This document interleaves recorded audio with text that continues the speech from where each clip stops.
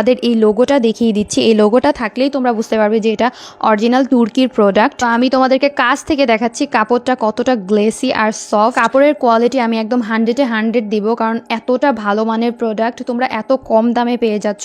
তো অবশ্যই কিন্তু তোমরা যদি অরিজিনাল অথেন্টিক প্রোডাক্টটা নিতে চাও ইনবক্স করবে।